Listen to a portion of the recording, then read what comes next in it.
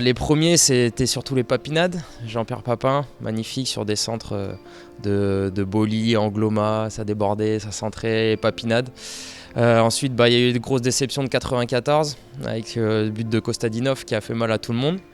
Et puis pour laisser place ensuite à la liesse populaire collective en 98 et cette magnifique Coupe du Monde. Donc voilà, pour les premiers, on s'est enchaîné avec l'Euro 2000 aussi. On est passé par tous les états entre pleurs et joie de dernière minute. Donc c'était magnifique. Et puis on peut parler de 2006 aussi où la finale était dure à digérer puisque sur la séance de pénalty c'est toujours compliqué de perdre une Coupe du Monde en finale.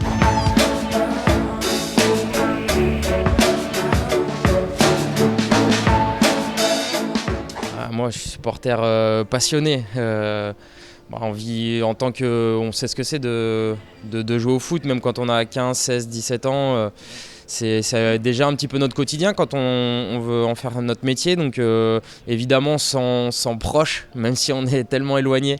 Et puis la passion prend toujours le dessus et nous emmène vers des états un peu seconds.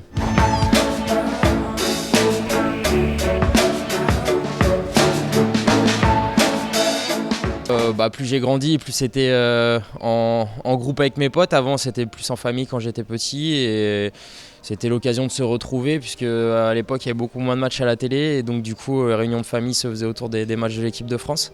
Et puis par la suite, c'était je me rappelle, on pariait avec les copains sur celui qui allait marquer, sur le score, des petits paris sur les matchs de l'équipe de France et puis avant d'avoir la chance d'y participer plus tard.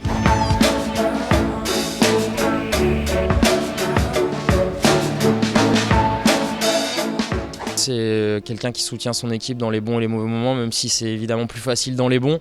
Mais en tout cas, c'est quelqu'un qui est là, présent tous les jours, lors de ces compétitions comme l'Euro, comme les Coupes du Monde. C'est important de sentir un soutien au quotidien et je pense que au fond de chaque personne il y a une petite âme de supporter et de footballeur qui dort, donc il suffit de réveiller cette flamme pour qu'on soit tous unis derrière le même objectif.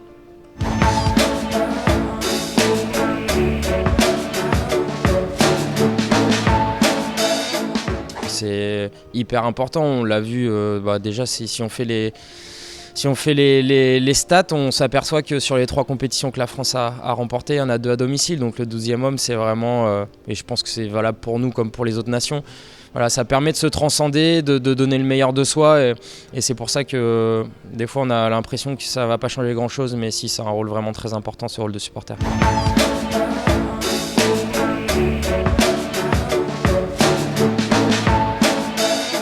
Tous ensemble vers la victoire, je pense qu'on a tous envie de gagner, il faudra de la rage, de l'envie et ça, pour qu'on l'ait sur le terrain, il faut aussi que nos supporters soient capables de nous la transmettre.